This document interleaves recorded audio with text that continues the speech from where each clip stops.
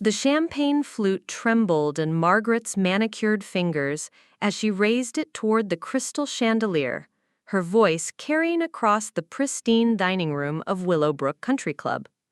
The afternoon sun streamed through floor-to-ceiling windows, casting golden light across tables adorned with white linens and silver centerpieces. 200 of the town's most prominent citizens had gathered for the annual charity luncheon, their jewelry glinting like stars against expensive fabrics. Before we jump back in, tell us where you're tuning in from. And if this story touches you, make sure you're subscribed, because tomorrow I've saved something extra special for you. And now, Margaret announced, her tone dripping with the kind of condescension that had been perfected over decades of social climbing, I'd like to thank everyone who made today possible, especially those who understand the importance of maintaining standards in our community. Her eyes swept across the room before landing on a figure standing near the service entrance, partially hidden behind a marble column. The woman wore a simple navy dress, nothing flashy or designer, her dark hair pulled back in a modest style that seemed almost invisible among the elaborate updos surrounding her. She looked out of place, like someone who had wandered in from the wrong event entirely. "Of course," Margaret continued, her tone sharpening with half a smile, "not everyone appreciates what it takes to build something respectable. Some people are content to remain exactly where they started, no matter how far the rest of us try to pull them up." A ripple of uncomfortable laughter moved through the crowd as several guests followed Margaret's gaze to the woman by the column. The woman's name was Sarah Chen, though Margaret had never bothered to learn it. At 38, Sarah had the kind of quiet presence that most people overlooked, which had served her well over the years. She stood perfectly still, her expression unreadable, as Margaret's words washed over the assembled crowd like poison disguised as perfume.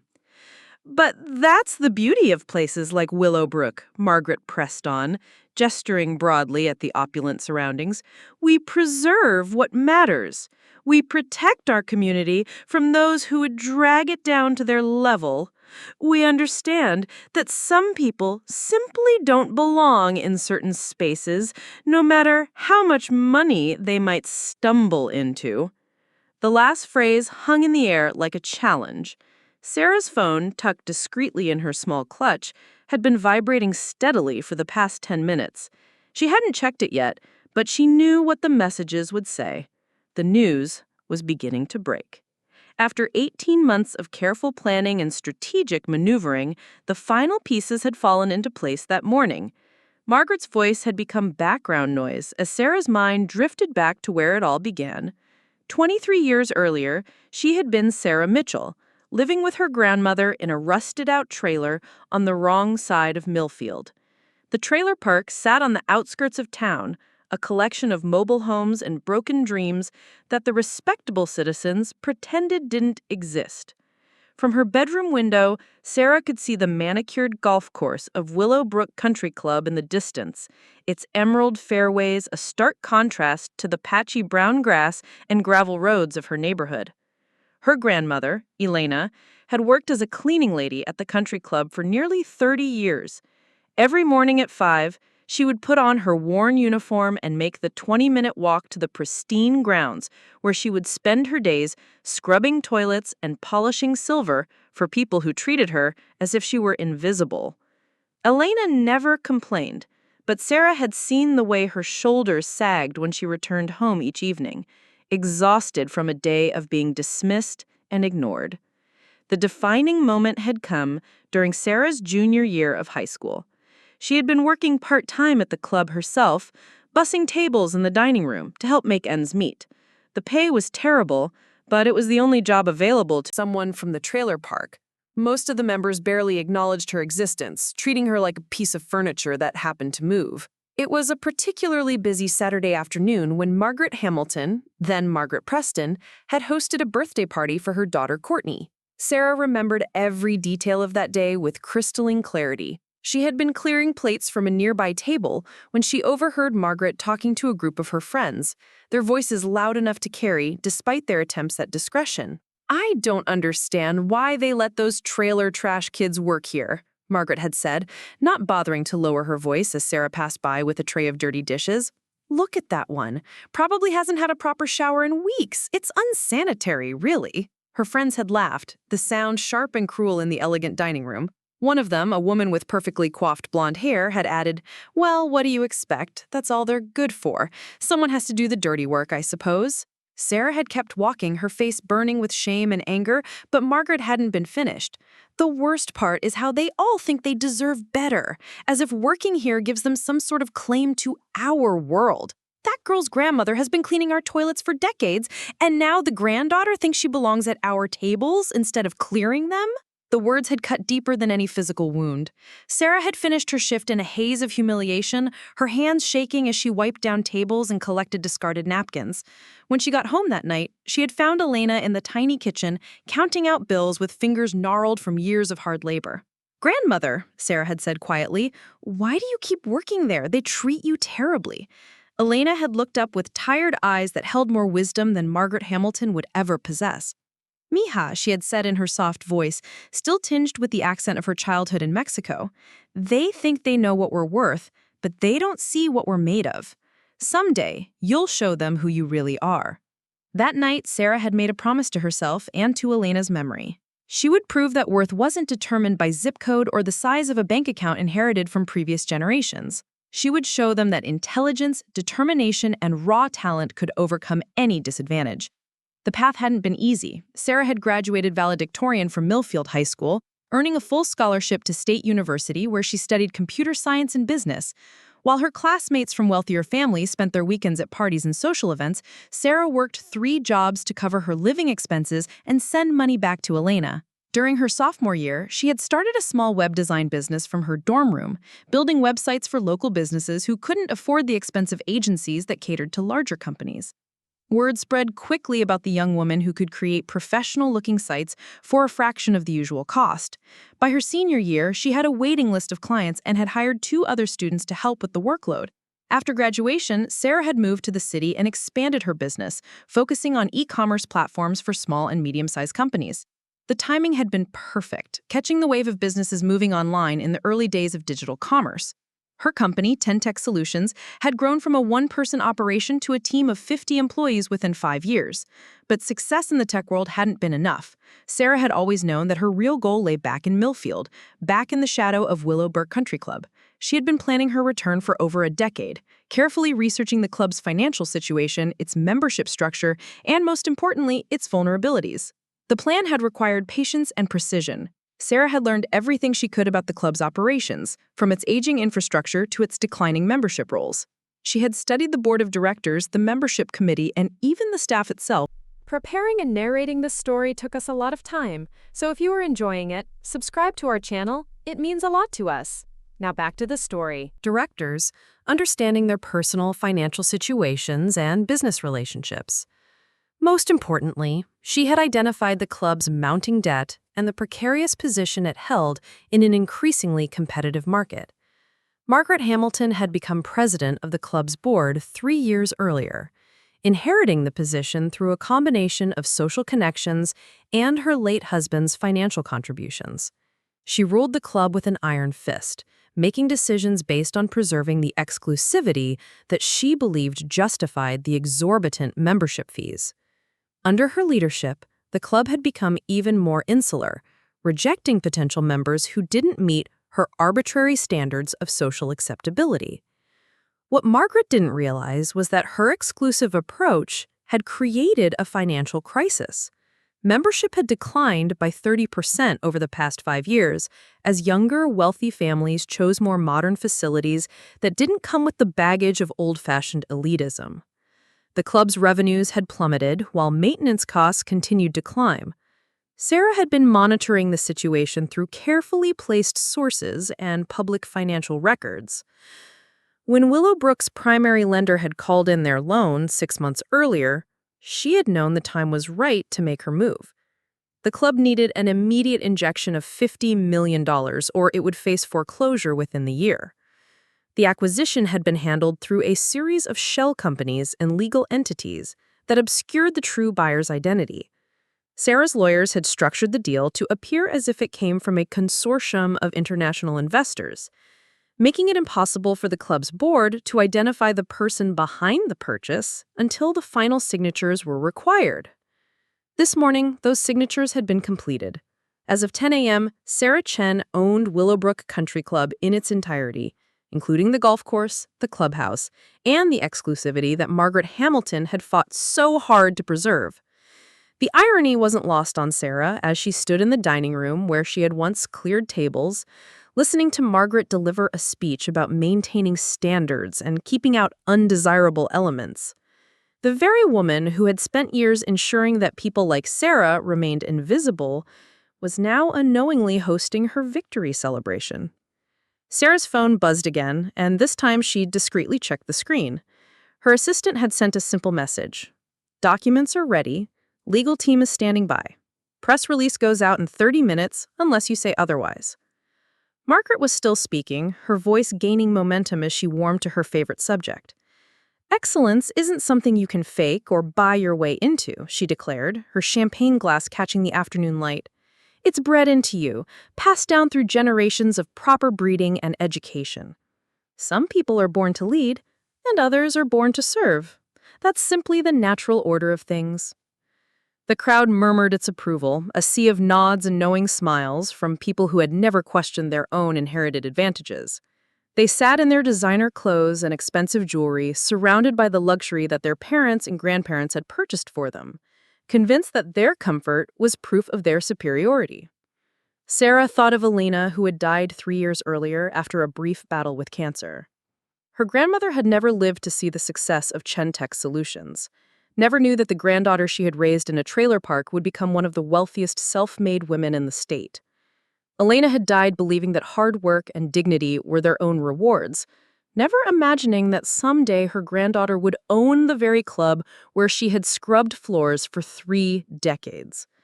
The weight of that loss still pressed against Sarah's chest, a constant reminder of why this moment mattered so much. This wasn't just about proving Margaret Hamilton wrong or settling old scores. This was about honoring the memory of a woman who had been dismissed and overlooked her entire life, despite possessing more grace and strength than anyone in this room. Margaret's speech was reaching its crescendo.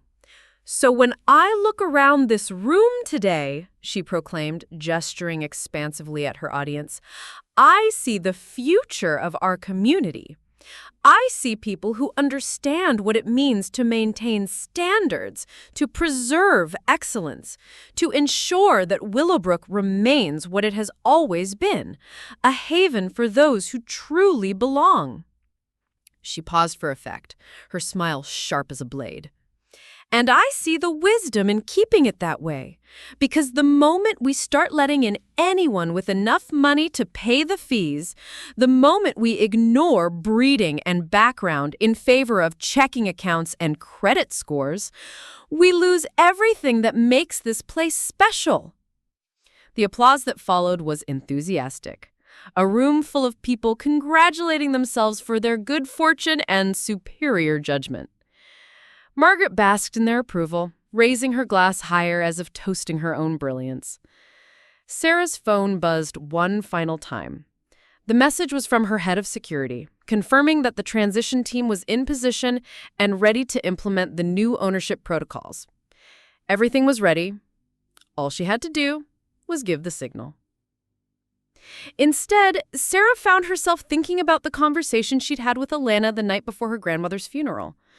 Elena had been in the hospital, her body finally succumbing to the years of hard labor and inadequate health care that came with a lifetime of poverty.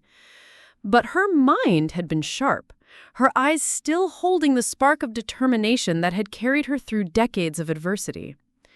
"Promise me something, mija," Elena had whispered, her voice barely audible above the beeping of hospital machines.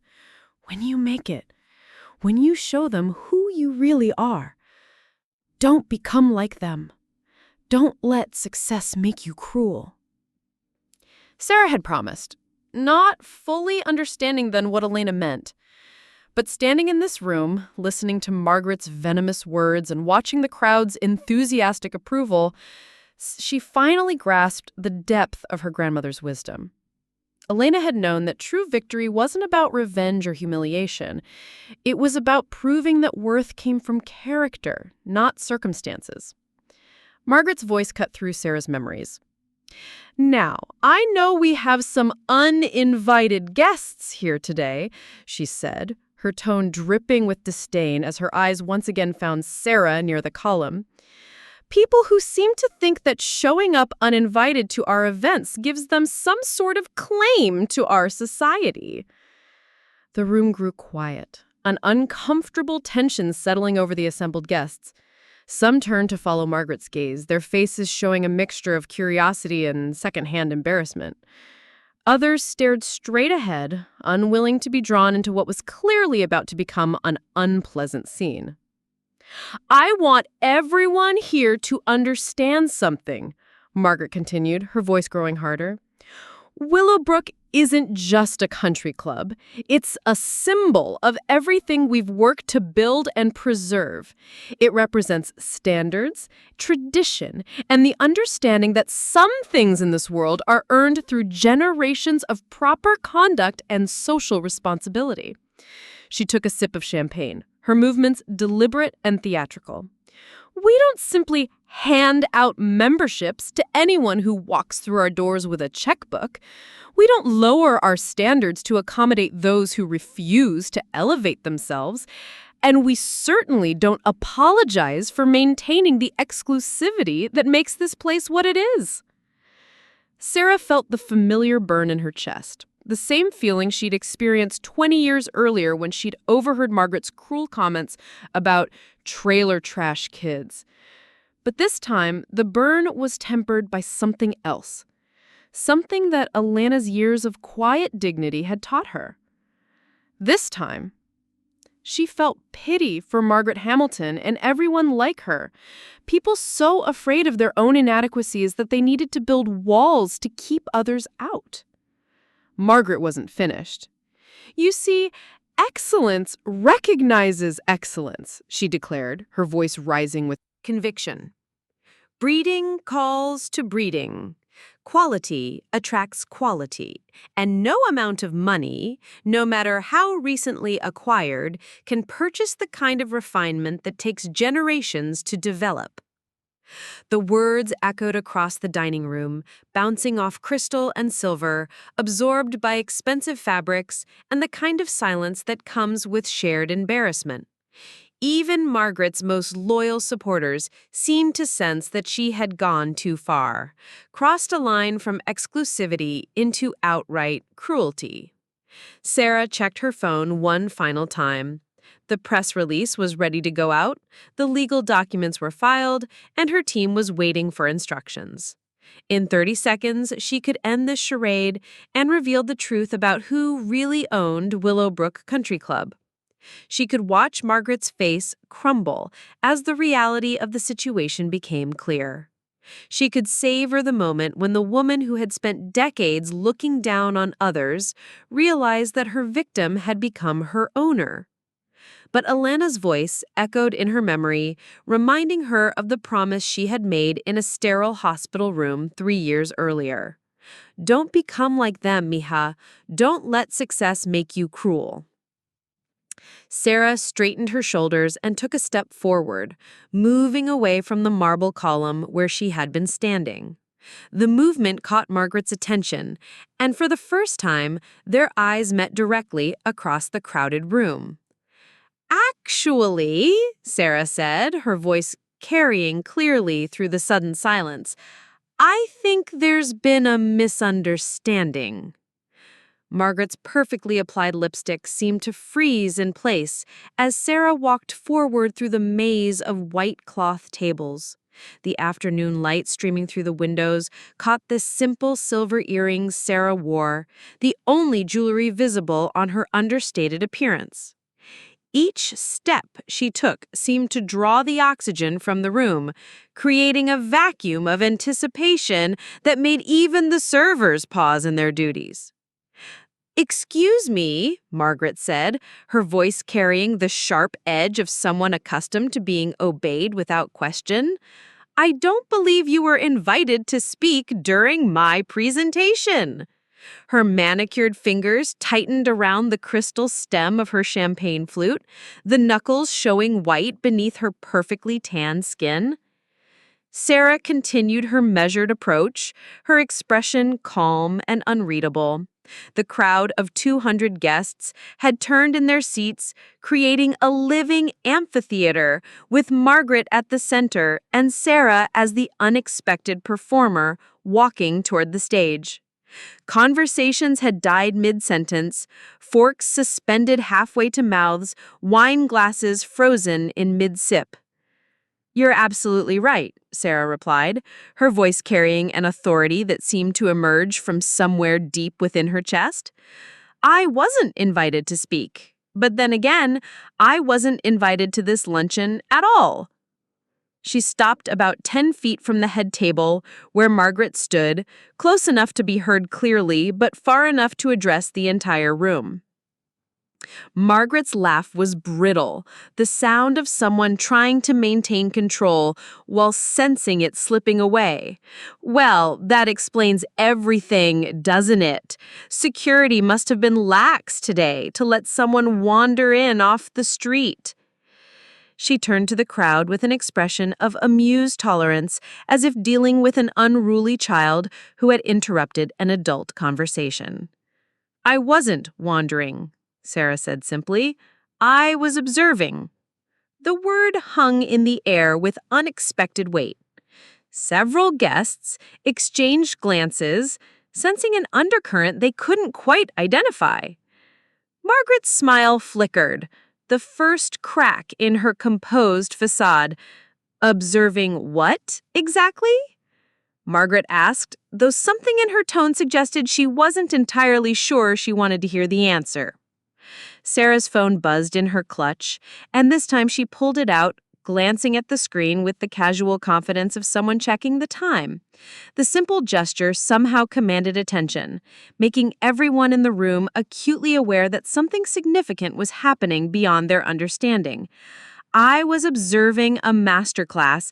Irony, Sarah said, sliding the phone back into her purse. "Listening to someone lecture about standards and breeding while standing in a building that's about to be foreclosed on due to financial mismanagement." The words landed like a physical blow. Margaret's face went pale beneath her carefully applied makeup, and several members of the board of directors at nearby tables suddenly looked very uncomfortable. The club's financial troubles weren't exactly secret among the inner circle, but they certainly weren't topics for public discussion. "I don't know where you get your information," Margaret said, though her voice had lost some of its earlier confidence. "But I assure you that Willowbrook's finances are perfectly sound. We've been in operation for over 70 years and will be here for 70 more. Sarah nodded thoughtfully, as if considering this statement with the seriousness it deserved. 70 years is impressive, she agreed. Though I suppose the real question is whether you'll make it to 71. A murmur rippled through the crowd, the kind of whispered speculation that erupts when people sense drama brewing. Margaret's carefully constructed composure began to show more cracks, her smile becoming strained around the edges. "Young lady," Margaret said, her tone shifting to the patronizing authority she used with service staff. "I don't know who you think you are or what agenda you're trying to advance, but this is neither the time nor the place for whatever grievance you imagine you have with this institution." "You're right again," Sarah said, and for a moment, Margaret looked relieved. "This isn't about grievances, it's about mathematics." She reached into her purse again, this time withdrawing a small stack of papers that had been folded neatly in half. The documents looked official, with letterheads and signatures visible even from a distance. Several people in the front rows craned their necks, trying to read the text. $52 million, Sarah said, her voice carrying clearly to every corner of the dining room. That's the amount of debt Willowbrook Country Club currently carries across 3 different lending institutions. The primary note, held by Millfield Community Bank, came due for full payment 6 months ago. Margaret's champagne glass trembled in her hand, though she managed to keep her expression neutral. I have no idea where you could have gotten such specific information, but I assure you it's completely inaccurate. The second note, Sarah continued, as if Margaret hadn't spoken, is held by Regional Trust and Savings for the golf course renovation completed 4 years ago. That loan is currently 90 days past due, which triggered the acceleration clause that made the full balance immediately payable. The murmur from the crowd grew louder, punctuated by the sound of chairs scraping against the hardwood floor as people shifted uncomfortably. Margaret's face had gone from pale to slightly green, the color of someone realizing they were standing on quicksand. The third note, Sarah said, unfolding the papers in her hands, is a line of credit that was supposed to cover operational expenses during the membership decline of the past 3 years. That credit line was frozen 2 weeks ago when the bank discovered that membership revenues had dropped below the minimum threshold required by the loan agreement. Margaret set her champagne glass down on the table with a sharp click, the sound echoing in the sudden silence. Even if any of that were true, she said, though her voice had lost most of its authority, it's hardly the concern of someone who isn't even a member of this club. Sarah smiled for the first time since entering the dining room, an expression that was both gentle and devastating. You're absolutely right. It's not the concern of a member. It's the concern of an owner.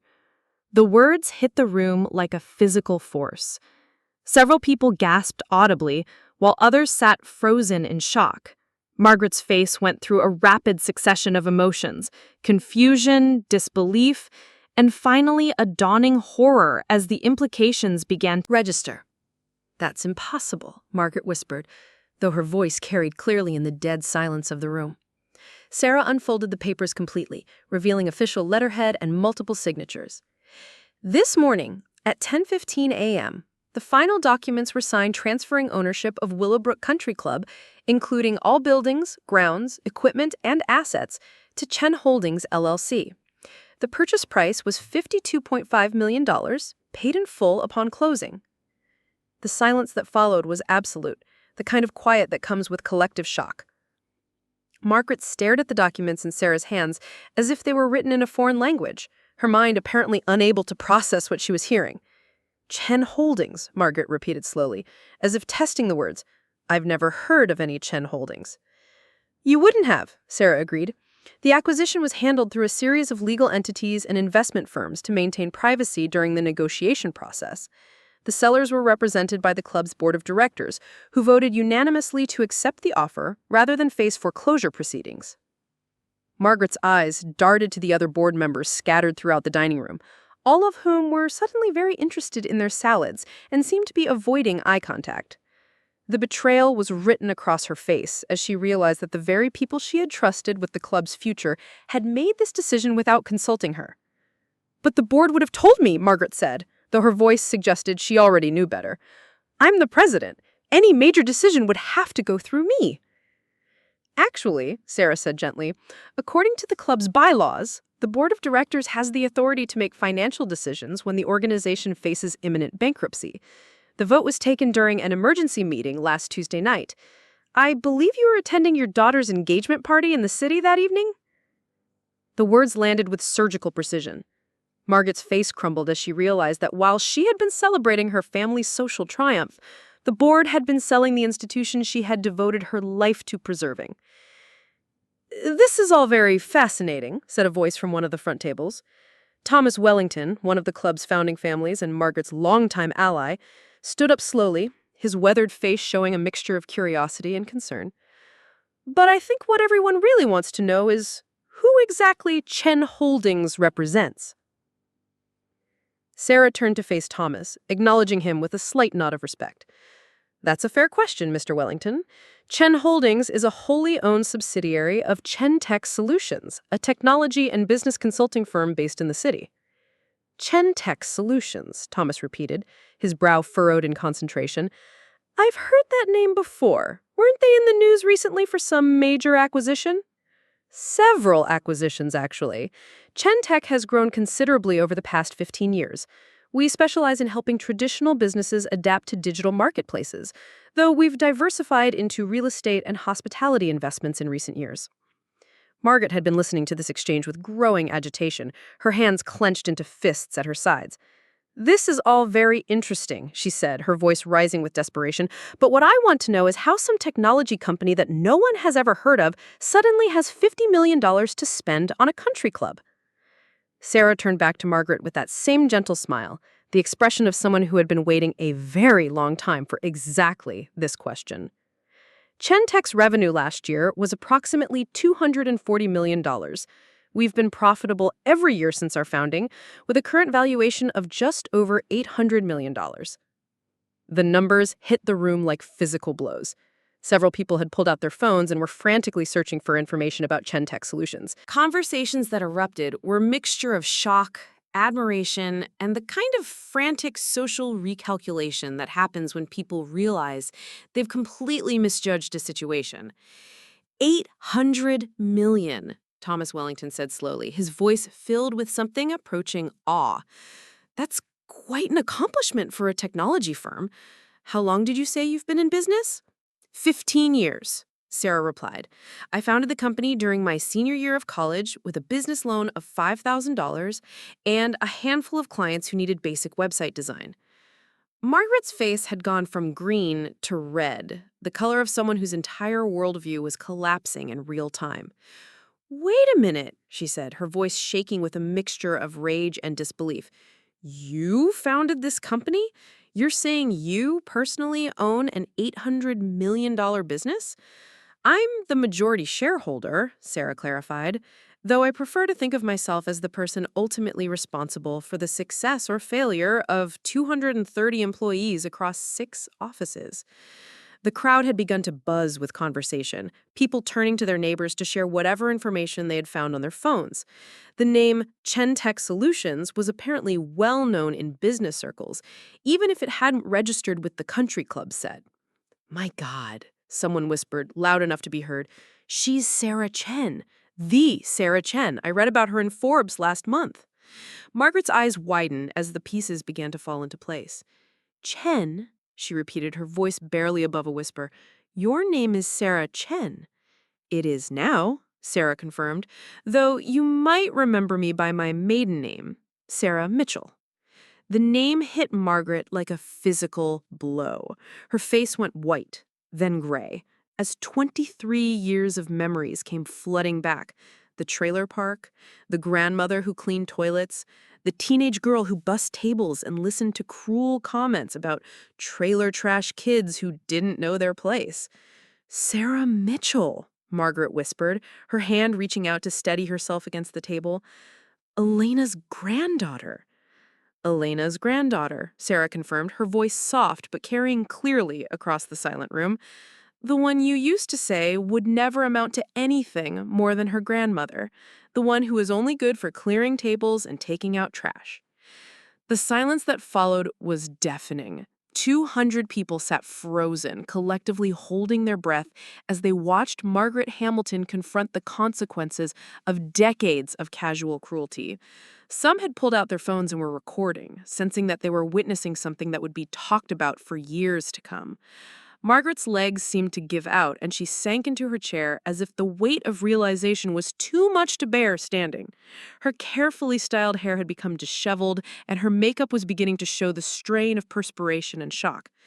"But that's impossible," she said, though her voice suggested she knew it wasn't. "You lived in that trailer park. Your grandmother cleaned our bathrooms. You couldn't even afford proper clothes for school." Sarah nodded, acknowledging the truth of these statements. "All of that is accurate. Elena and I lived in a 1967 Airstream trailer that leaked when it rained and had no air conditioning in the summer. She worked here for 31 years, cleaning bathrooms and scrubbing floors for people who treated her like she was invisible." She paused, letting the weight of those words settle over the room. "And I bussed tables in this very dining room when I was 17 years old, listening to you and your friends discuss how people like me would never belong in places like this."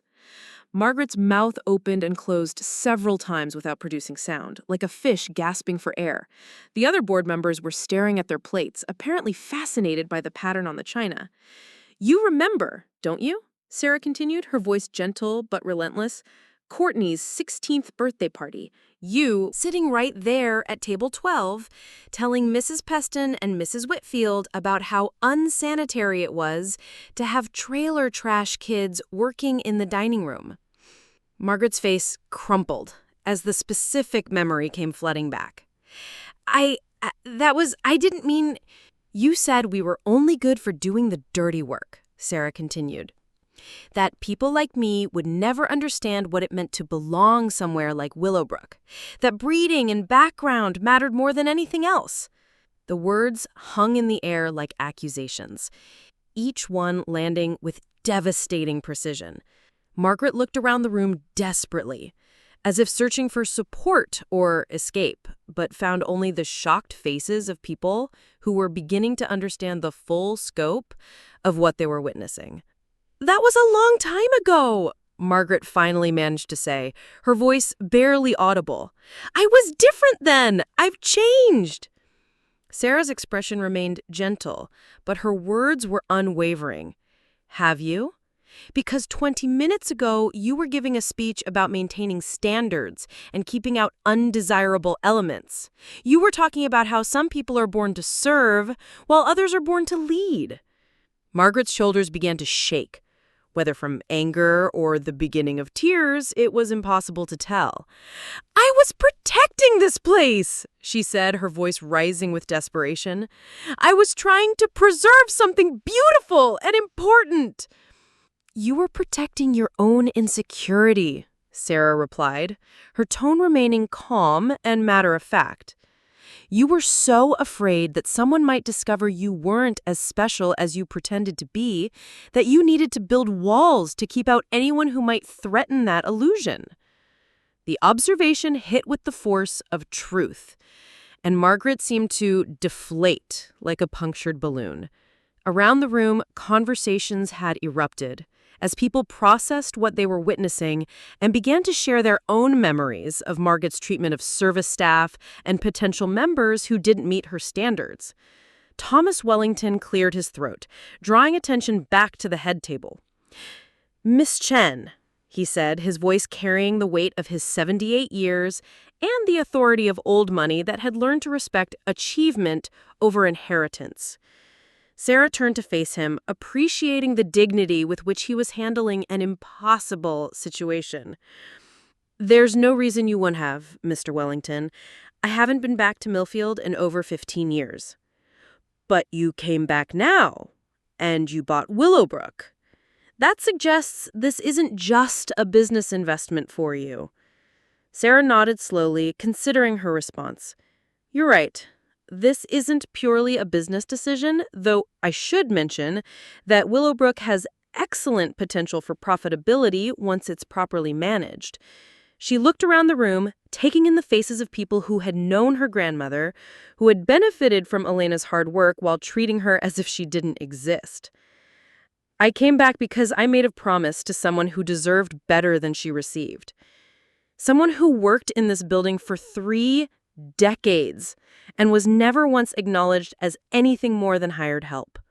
Margaret raised her head, tears beginning to streak down her cheeks and leaving dark tracks in her foundation.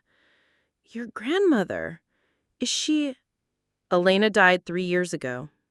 Cancer. She never got to see Chen Tech's success. Never knew that the granddaughter she raised would someday own the place where she spent most of her working life." The words hung with a grief that was unmistakable, and several people in the room looked down at their hands, perhaps thinking of their own relationships with the invisible people who had served them over the years. "She would be proud," Thomas Wellington said quietly, and something in his tone suggested genuine emotion rather than social courtesy. "She would be disappointed," Sarah corrected. Gently. "Elena believed that success should make you kinder, not crueler. She would be proud of the business I built, but she would be disappointed that I waited so long to come back and speak up for people who can't speak up for themselves. Margaret's tears were flowing freely now, her careful makeup completely ruined. "I'm sorry," she whispered, though whether she was apologizing to Sarah, to Elena's memory, or to herself was unclear. Sarah studied Margaret's face for a long moment, seeing not the powerful woman who had ruled Willowbrook with an iron fist, but the insecure person underneath who had spent decades trying to prove her own worth by diminishing others. "I know you are," Sarah said finally, "but apologies don't undo 30 years of casual cruelty. They don't bring back the dignity that was stripped away from people who deserved better. And they don't change the fact that you used your position of power to make other people feel small so that you could feel big." Margaret nodded, unable to meet Sarah's eyes. Around the room, the conversation had shifted to urgent whispers as people began to process the implications of what they had witnessed. Phone calls were being made, texts were being sent, and the story of Sarah Chen's return to Millfield was already beginning to spread beyond the walls of Willowbrook Country Club. Sarah's phone buzzed again, and she glanced at it briefly before returning her attention to the room. "The press release will go out in 15 minutes, she announced, her voice carrying clearly over the whispered conversations. "It will announce the change in ownership and outline the new direction for Willowbrook Country Club." A hush fell over the room as people realized that whatever was about to happen would have consequences far beyond this single afternoon. Margaret looked up with red-rimmed eyes, apparently dreading whatever was coming next. "What kind of new direction?" Thomas Wellington asked, his voice carefully neutral. Sarah smiled, and, for the first time, there was genuine warmth in the expression. "The kind that Elena would have approved of. Willowbrook is going to become the community center it was always meant to be. Excellence based on character, rather than checking accounts. Membership open to anyone who shares our values of respect, dignity, and service to others." Margaret's sob was audible across the silent room. "You're going to destroy everything we built," she whispered. "No," Sarah said firmly. "I'm going to fulfill the promise this place never kept. I'm going to create the kind of club Elena Mitchell deserved to belong to, not just working." The silence that followed Sarah's declaration stretched across the dining room like a living thing, heavy with the weight of decades of assumptions crumbling in real time. Margaret remained slumped in her chair, her designer dress wrinkled and her perfect composure completely shattered. The tears had carved dark channels through her foundation, creating a map of devastation across her once pristine face. Thomas Wellington rose slowly from his seat, his movements deliberate and measured. At 78, he had seen enough social upheavals to recognize a moment that would be remembered for generations. His weathered hands smoothed his navy blazer as he approached the head table where Margaret sat in ruins and Sarah stood with quiet dignity. "Miss Chen," he said, his voice carrying the authority of someone who had learned to navigate treacherous social waters with grace, "I believe I speak for many of the longtime members when I say that your grandmother, Elena, was a remarkable woman. She served this club with dedication and dignity for more years than most of us have been members." Sarah turned to face him, surprised by the genuine respect in his tone. In all her memories of Willowbrook, Thomas Wellington had been a distant figure, someone who acknowledged service staff with polite nods but never engaged in the kind of cruel commentary that Margaret and her circle favored. "Thank you," Sarah said simply. She would have appreciated that. Hearing that from someone who knew her work. Thomas nodded, then looked around the room at the faces staring back at him. Some showed shock, others embarrassment, and a few displayed the kind of calculating interest that came with recognizing a shift in power dynamics. "I think many of us failed to see what was right in front of us," he admitted. "Your grandmother was here nearly every day for 3 decades, and most of us never bothered to learn her name or acknowledge her contributions." Margaret's head snapped up at these words, her eyes blazing with a mixture of desperation and defiance. "You can't be serious, Thomas," she said, her voice hoarse from crying, but still carrying traces of her old authority. She was cleaning staff. They're not supposed to be part of the social fabric of the club. The words hung in the air like a confession, revealing the depth of Margaret's inability to see service workers as fully human. Several people in the room shifted uncomfortably, perhaps remembering their own interactions with staff members over the years. Sarah stepped closer to Margaret, her expression remaining calm despite the obvious provocation. Elena Martinez Mitchell, she said clearly, was born in Guadalajara, Mexico, in 1942. She came to this country when she was 19 years old with nothing but a sixth-grade education and a determination to build a better life for her family. She paused, letting the weight of Elena's story settle over the room. She learned English by listening to the radio while she worked. She saved every penny she could to bring her younger sister to America. When my mother died in a car accident, Elena took in a 5-year-old granddaughter and raised her alone while working 2 jobs. Margaret's face had gone pale again, but Sarah continued without mercy. She never missed a day of work in 31 years unless she was physically unable to stand. She knew the names of every member's children and remembered their birthdays. She stayed late without pay to help prepare for special events.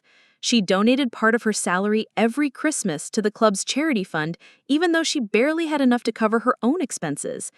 The details landed like physical blows, each one highlighting the contrast between Elena's character and the casual dismissal she had received from the very people she had served. Several members of the audience were now openly crying, perhaps thinking of their own service workers and the stories they had never bothered to learn. Thomas Wellington's voice was thick with emotion when he spoke again. "We failed her," he said simply. "All of us. We failed to see the person behind the uniform." Margaret struggled to her feet, using the table for support. Her legs seemed unsteady, but her voice regained some of its old fire. "This is all very touching," she said, though the effect was ruined by her tear-streaked face and shaking hands. "But sentiment doesn't change the fact that you've destroyed something precious. Willowbrook has been an institution in this community for 70 years. It represents tradition, stability, standards that matter." Sarah studied Margaret's face, seeing the desperation of someone whose entire identity had been built on exclusion and superiority. "What standards?" she asked quietly. "The standard that says a woman who works 3 times harder than anyone in this room isn't worthy of basic respect? The standard that measures human worth by zip codes and bank balances inherited from previous generations?" Margaret's mouth opened and closed, but no words came. Around the room, conversations had erupted again as people processed what they were witnessing. Some were already on their phones, clearly sharing the story with friends and family who hadn't been present for the revelation. "You want to talk about standards?" Sarah continued, her voice gaining strength. "Let me tell you about Elena's standards. She believed that dignity came from treating every person with respect, regardless of their station in life. She believed that true wealth was measured by the positive impact it had on others.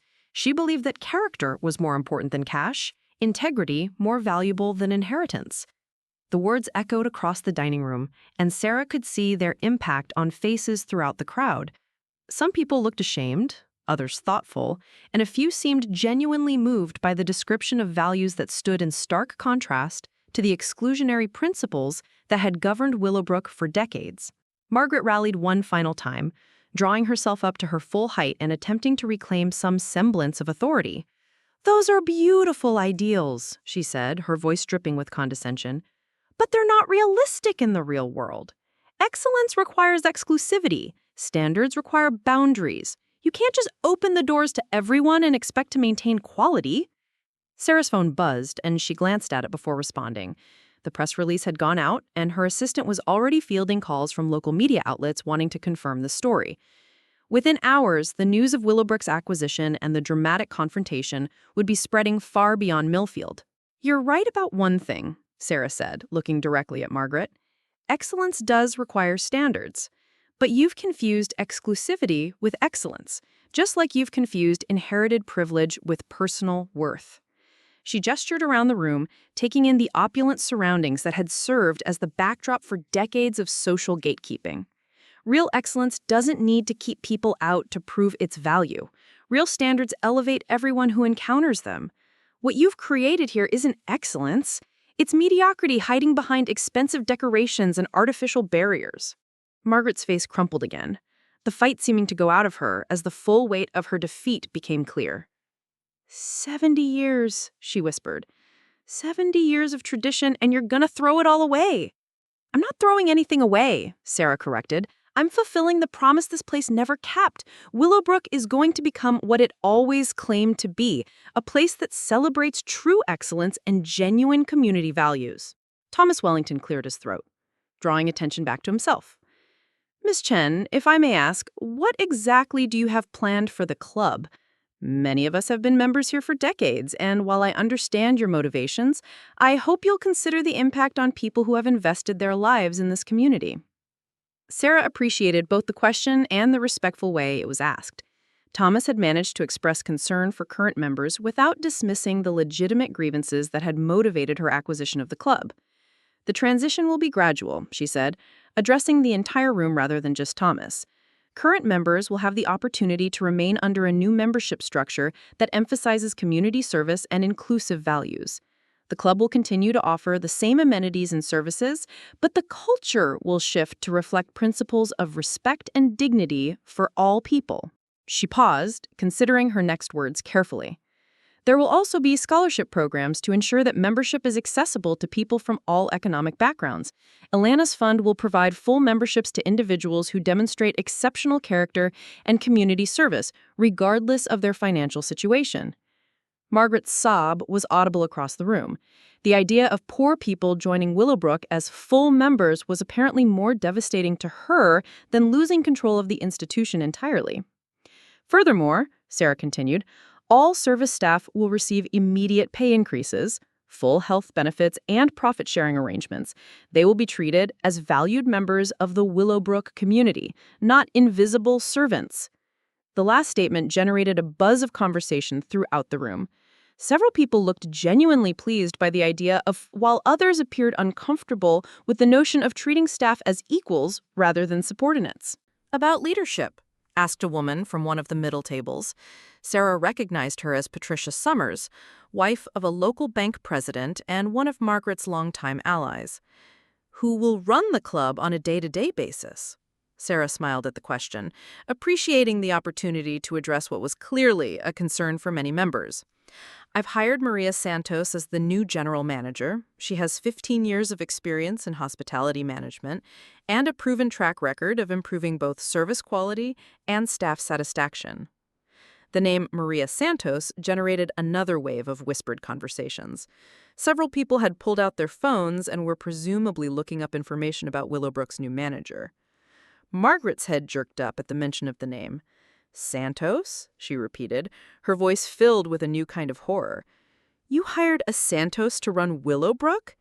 Sarah's expression hardened slightly at the obvious implications of Margaret's reaction.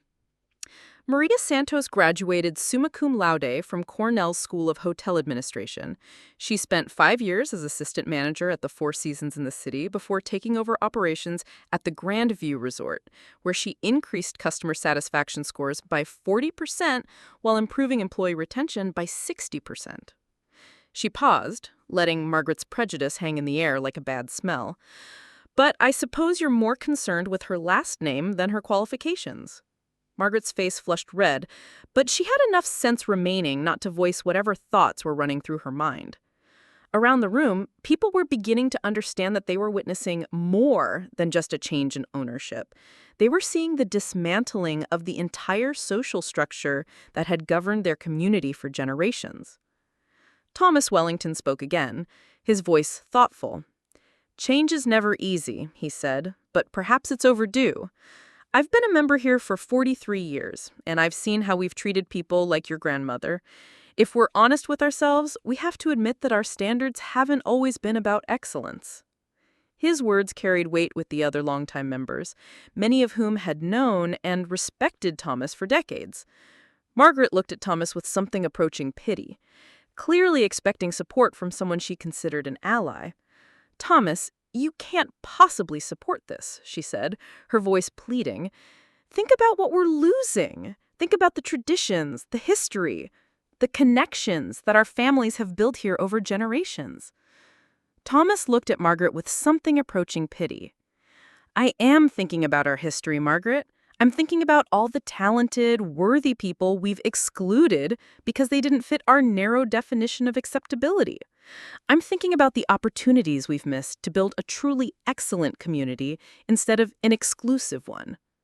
Sarah watched this exchange with interest, recognizing that Thomas Wellington's support would carry significant influence with other members who might be struggling to accept the changes. His public endorsement of the new direction would make the transition much smoother. Mr. Wellington raises an important point, Sarah said. Excellence isn't about keeping people out. It's about bringing out the best in everyone who participates. Willowbrook is going to become a place where membership is earned through character and contribution, not inherited through family connections or purchased with old money. Margaret made one final attempt to rally opposition. "This is insanity," she declared, her voice rising with desperation. "You're talking about destroying everything that makes this place special. Without standards, without exclusivity, Willowbrook will become just another ordinary country club." Sarah's response was immediate and devastating. "Ordinary?" she asked, her voice carrying a note of genuine surprise. "Margaret, what exactly do you think has been extraordinary about Willowbrook?" Excluded talented people because of their background? The way you've perpetuated prejudice and called it tradition? She gestured around the room, taking in the assembled members who had been listening to every word. Look around this room. These are good people who have been caught up in a system that rewarded cruelty and called it class.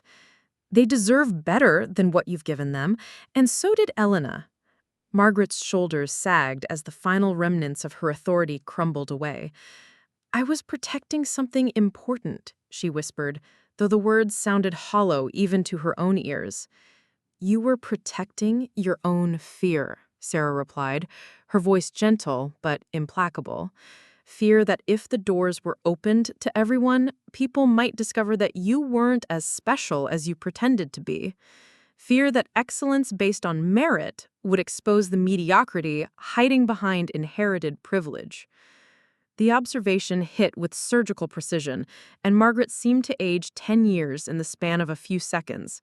Around the room, people were processing not just the change in ownership, but the fundamental challenge to their assumptions about worth, merit, and social hierarchy.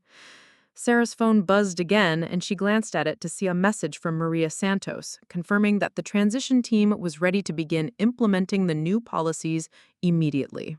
"The changes begin tomorrow," she announced to the room. "Staff meetings will be held to explain new compensation packages and benefit structures. Member orientation sessions will start next week to discuss the new community standards and service opportunities." Thomas Wellington nodded approvingly. "And what about those of us who want to continue as members under the new structure? What will be expected of us?" "The same things that should have always been expected," Sarah replied. "Respect for all people, regardless of their position.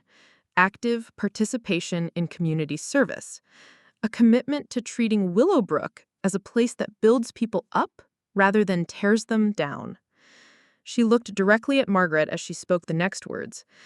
"Members who can't meet those standards will be asked to find other venues that better match their values."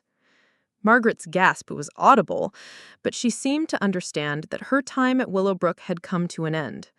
Around the room, other members were calculating whether they could adapt to the new expectations, or whether they too would need to find alternatives. "There's one more thing," Sarah said, her voice carrying clearly across the now quiet dining room. "The main dining room will be renamed the Elena Martinez Mitchell Community Room. There will be a plaque honoring her 31 years of service and her contributions to this institution." Margaret's final sob echoed across the marble floors and crystal chandeliers, a sound of grief for a world that was disappearing forever. But around the room, other voices were beginning to emerge, tentative conversations about new possibilities and different ways of defining community and excellence. Thomas Wellington approached Sarah, extending his weathered hand with dignity and respect. "Ms. Chen, I want to welcome you as the new owner of Willowbrook Country Club. I think your grandmother would be very proud of what you've accomplished today." Sarah shook his hand, feeling the weight of history and the promise of a different future. She would be proud of the community we're going to build together, a place where everyone who enters these doors is treated with the dignity and respect she deserved, but never received. As the afternoon sun continued to stream through the windows, casting golden light across a room in transition, Sarah thought about Elena's words from that hospital bed 3 years earlier. "Don't become like them, mija. Don't let success make you cruel." Standing in the dining room where her grandmother had been dismissed and ignored for 3 decades, Sarah finally understood the full meaning of those words. True success wasn't about revenge or humiliation. About transformation. About taking institutions built on exclusion and turning them into communities founded on inclusion and genuine excellence. Margaret Hamilton gathered her purse and what remained of her dignity, walking slowly toward the exit without looking back. Her era at Willowbrook was over, ended not by force or cruelty, but by the simple power of truth and the inevitable justice of a world where character ultimately mattered more than connections. As the crowd began to disperse, people clustering in small groups to discuss what they had witnessed, Sarah remained in the center of the dining room, surrounded by the golden light that had illuminated so many gatherings over the decades. But for the first time in Willowbrook's 70-year history, that light shone on a room where Elena Martinez Mitchell's granddaughter stood not as an invisible servant, but as the owner of everything her grandmother had spent her life maintaining for others. The transformation was complete. The trailer trash girl who had bussed tables and endured cruel comments had become the woman who would redefine what excellence meant in a community that had forgotten the difference between inherited privilege and earned respect. Elena's legacy would live on, not in the shadows where she had worked, but in the light where she had always deserved to stand. In the distance, through the floor-to-ceiling windows, Sarah could see the emerald fairways where she had once gazed as a child, dreaming of a different future. Now those fairways belonged to her, along with the responsibility to ensure they welcomed everyone who shared Elena's values of dignity, respect, and genuine service to others. The girl from the trailer park had kept her promise. The institution that had dismissed her grandmother would now honor her memory. And Willowbrook Country Club would finally become what it had always claimed to be, a place of true excellence, open to anyone with the character to deserve it. The morning sun filtered through the towering windows of Willowbrook Country Club's main dining room, casting long shadows across the polished marble floors where Sarah Chen stood surveying her new domain. 3 weeks had passed since the confrontation that had transformed not just the ownership of the club, but the entire social landscape of Millfield. The changes had been swift and comprehensive, implemented with the same methodical precision that had built Chentech Solutions into an $800 million enterprise. Maria Santos moved efficiently through the dining room, clipboard in hand, directing the installation of new artwork that reflected the club's evolving mission. Gone were the stern portraits of past presidents and founding families, replaced by vibrant pieces celebrating community service and cultural diversity. The most prominent addition was a large bronze plaque near the entrance, bearing Elena Martinez Mitchell's name and a simple inscription that read, "In honor of those who serve with dignity and grace." Sarah watched Maria work with satisfaction. The new general manager had exceeded every expectation, bringing not only exceptional organizational skills, but a genuine understanding of the cultural transformation that Willowbrook was undergoing. Staff morale had improved dramatically under Maria's leadership, with several longtime employees commenting that they finally felt valued and respected in their workplace. The first of the new member orientation sessions was scheduled to begin in an hour, and Sarah could see several familiar faces from the charity luncheon arriving early, their expressions a mixture of curiosity and apprehension. The past 3 weeks had been a period of intense adjustment for the existing membership, with roughly 30% choosing to resign rather than adapt to the new social standards. Margaret Hamilton had been among the first to submit her resignation, citing irreconcilable differences with the club's new direction. Her departure had been quiet and dignified, a stark contrast to the public humiliation she had endured. During Sarah's revelation, Thomas Wellington had later confided that Margaret had spent the weeks following the luncheon in seclusion, purportedly struggling to come to terms with the collapse of her worldview. The resignations had initially concerned some board members, worried about the financial impact of losing long-term members. However, the scholarship program had already generated significant interest from potential new members throughout the region, with applications flooding in from teachers, social workers, veterans, and other community servants who had never imagined they could afford country club membership. Sarah's phone rang, interrupting her observations. The caller ID showed her assistant's name, along with a note that this was the daily briefing call about Shentech's operations. Despite the momentous changes at Willowbrook, Sarah's primary business continued to demand attention, with new contracts and expansion opportunities requiring regular decisions. "Good morning, Rebecca," Sarah answered, settling into one of the leather chairs that overlooked the golf course where she had once gazed as a child from her trailer park bedroom. "Morning, Sarah. I have updates on the Singapore project, and the quarterly earnings report is ready for your review.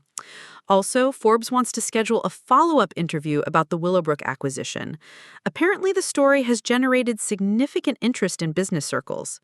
Sarah nodded, though Rebecca couldn't see the gesture. The business media had indeed taken notice of her purchase of Willowbrook, framing it as an example of successful entrepreneurs giving back to their communities. The coverage had been uniformly positive, focusing on the innovative membership programs and the commitment to inclusive excellence. "Schedule the Forbes interview for next week," Sarah said.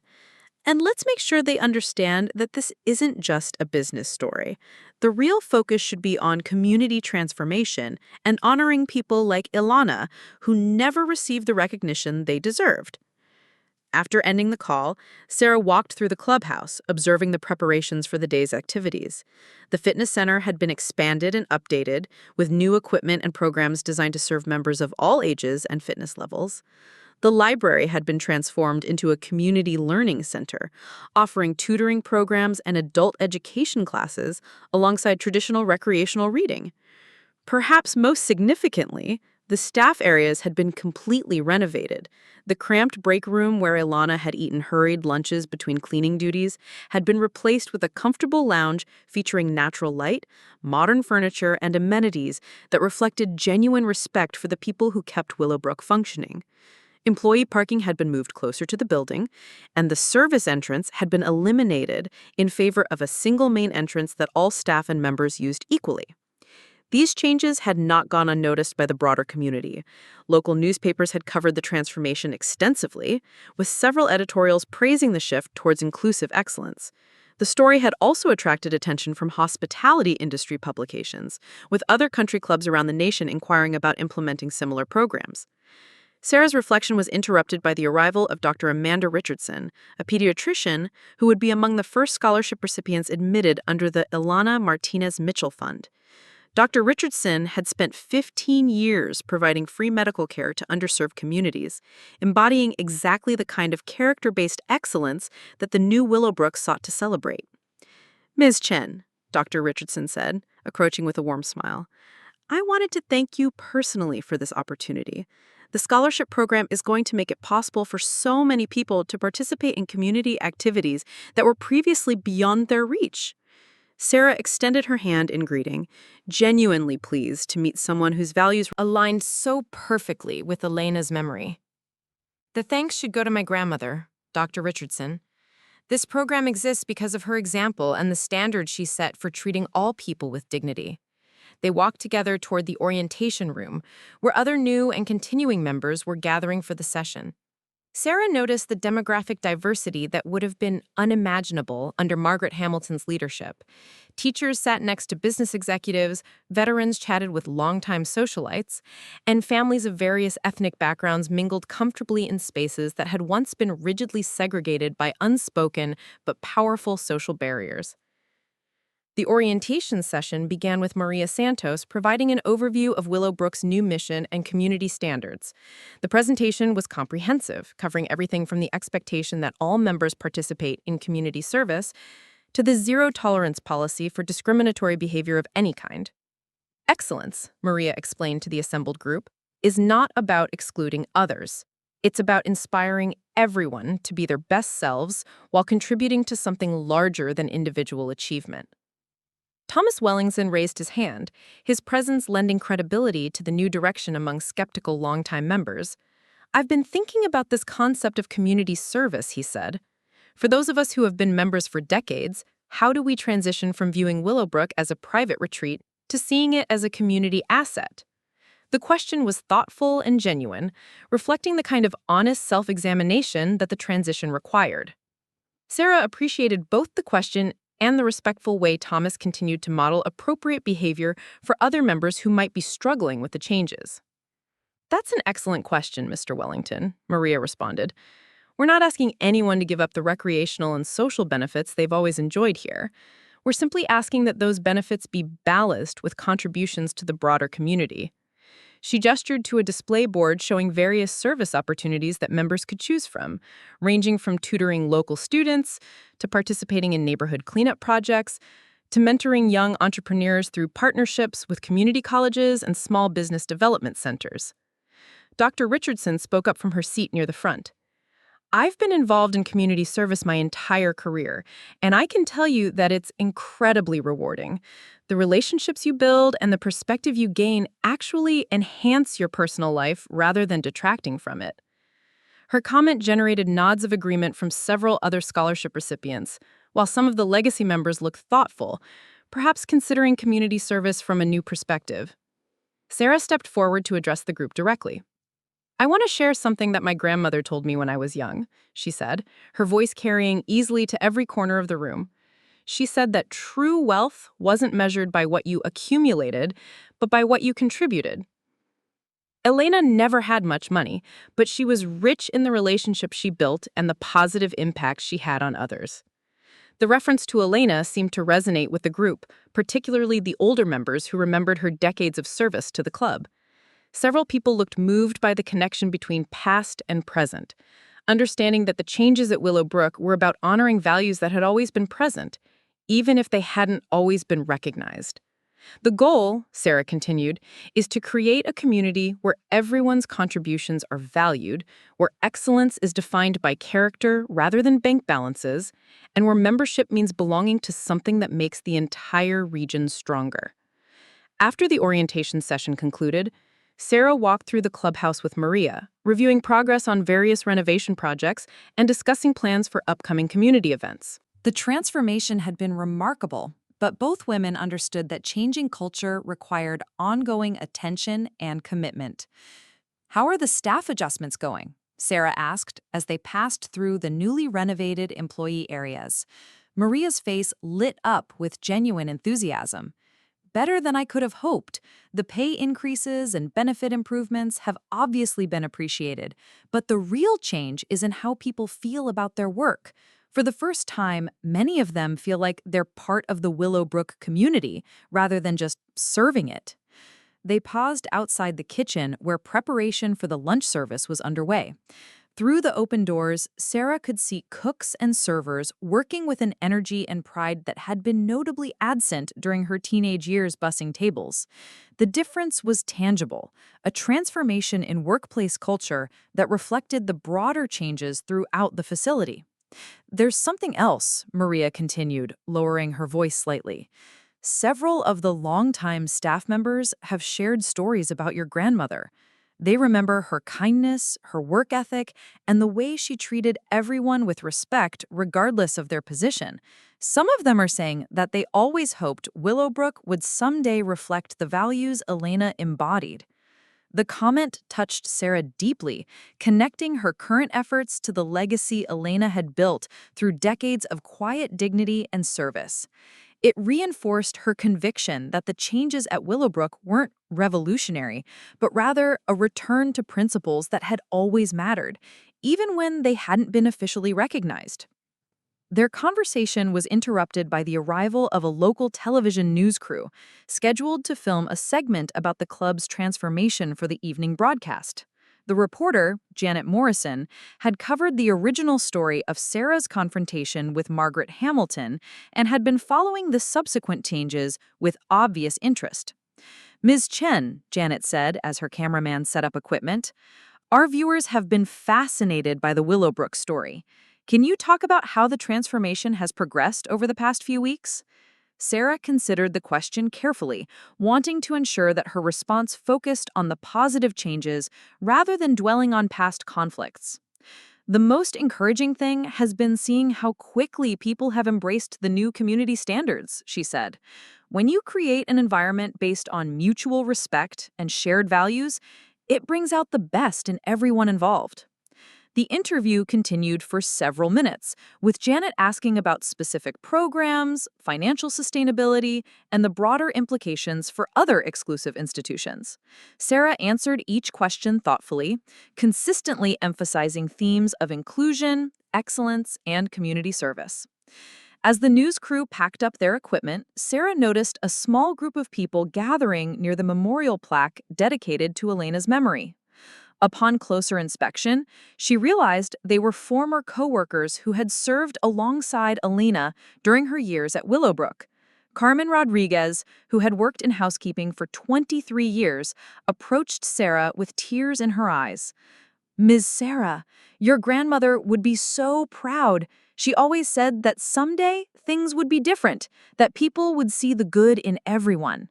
The comment reinforced everything Sarah was trying to accomplish, validating that the changes at Willowbrook weren't just about business success or personal vindication, but about creating the kind of community that Elena had always envisioned. "She used to tell us stories about you, about how smart you were, how hard you worked in school. She knew you would do something important with your life, but I don't think even she imagined this." Sarah spent several minutes talking with Elena's former coworkers, learning details about her grandmother's daily life that she had never known. The stories painted a picture of a woman who had Found ways to make every workday meaningful, whether by remembering members' favorite meals or staying late to help prepare for special events. These conversations reminded Sarah that Willowbrook's transformation was about more than changing policies or updating facilities. It was about recognizing the humanity and dignity of people who had been invisible for too long and creating systems that honored their contributions rather than taking them for granted. As the afternoon progressed, Sarah received updates from various department heads about the implementation of new programs. The golf course superintendent reported that the junior golf program for underprivileged youth was exceeding enrollment projections, with several local schools expressing interest in field trip partnerships. The dining room manager noted that the community dinner program was generating positive feedback from both new and existing members, creating opportunities for relationship building across traditional social boundaries. Perhaps most significantly, the membership director reported that applications for the scholarship program continued to pour in from throughout the region. Teachers, firefighters, social workers, and military veterans were all seeking opportunities to join a community that valued service and character over inherited wealth. The financial projections were equally encouraging. Despite the initial exodus of members who couldn't adapt to the new standards, revenues were stabilizing as scholarship recipients and new full-paying members more than compensated for the losses. The positive publicity surrounding Willowbrook's transformation had also attracted corporate event bookings and wedding reservations from clients who appreciated the club's commitment to inclusive excellence. Late in the afternoon, Sarah found herself alone in the main dining room, where the confrontation with Margaret Hamilton had taken place 3 weeks earlier. The space looked largely the same, with its crystal chandeliers and marble floors, but the atmosphere was completely different. Where once there had been an undercurrent of judgment and exclusion, there was now a sense of warmth and possibility. She thought about the journey that had brought her to this moment. From the trailer park bedroom where she had gazed at Willowbrook's golf course, to the boardrooms where she had built Chentech solutions, and finally to this afternoon when she stood as owner of the institution that had once seemed impossibly distant. The transformation had required significant financial investment, extensive planning, and considerable emotional energy. But as Sarah looked around the dining room where Elena had been dismissed and overlooked for 3 decades, she knew that every effort had been worthwhile. The changes at Willowbrook represented more than business success or personal vindication. They embodied a fundamental shift toward recognizing and celebrating the worth of every individual, regardless of their background or circumstances. Her reflection was interrupted by a gentle knock on the doorframe. Thomas Wellington stood at the entrance to the dining room, his expression thoughtful and slightly hesitant. "Miss Chen," he said, "I hope I'm not intruding. I wanted to speak with you privately about something that's been on my mind since the orientation session." Sarah gestured for him to join her, curious about what had prompted this visit. Thomas had been consistently supportive of the changes at Willowbrook, but she sensed that this conversation would be more personal than their previous interactions. "I've been thinking about your grandmother," Thomas began, settling into a chair across from Sarah, "and I've been remembering things that I should have paid attention to at the time." He paused, looking out the windows towards the golf course where the late afternoon sun was beginning to cast longer shadows across the manicured fairways. "Elena was here when my late wife Margaret was battling cancer 15 years ago. I was spending most of my time at the hospital, and I had to cancel several social obligations." Sarah listened intently, sensing that Thomas was sharing something significant about Elena's impact that had gone unrecognized at the time. "When I finally returned to the club after Margaret's funeral," Thomas continued, "Elena approached me in the hallway. She didn't say much, just offered her condolences and mentioned that she had been praying for our family. But there was something in her manner, a genuine compassion that stood out among all the formal expressions of sympathy I had received." He turned back to face Sarah directly. "I realize now that Elena saw me as a person, not just as a member to be served. She understood grief and loss in a way that many of the other people in my social circle didn't. But I was so wrapped up in my own pain and the social expectations of mourning that I didn't fully appreciate her kindness at the time." The story touched Sarah deeply, providing another glimpse into Elena's character and the quiet ways she had impacted people's lives. It also reinforced her conviction that the changes at Willowbrook were about recognizing and honoring qualities that had always been present, even when they hadn't been formally acknowledged. "Thank you for sharing that," Sarah said. "Elena would have been pleased to know that her compassion was remembered and appreciated, even if it took time for that recognition to surface." Thomas nodded, then looked around the dining room with its elegant appointments and historical significance. "I've been a member here for 43 years, he said. "And I can honestly say that the atmosphere is better now than it's ever been. There's a sense of purpose and community that was missing before, even if we didn't realize what we were lacking." As evening approached, Sarah made her final rounds through the clubhouse, checking on various operations and observing the interactions between staff and members. The changes were evident in countless small details, from the respectful greetings exchanged between housekeeping staff and club members to the enthusiastic conversations about community service projects taking place in the lounge areas. Before leaving for the night, Sarah stopped once more at Elena's memorial plaque, reading the inscription that honored her grandmother's 3 decades of service to Willowbrook. The bronze nameplate gleamed in the soft lighting of the entrance hall, a permanent reminder of the values that would guide the club's future. As she walked toward her car, Sarah reflected on the journey that had brought her from trailer park to country club ownership, from invisible granddaughter of cleaning staff to recognized leader in both business and community development. The path had been long and sometimes difficult, but every challenge had contributed to her ability to create meaningful change when the opportunity finally presented itself.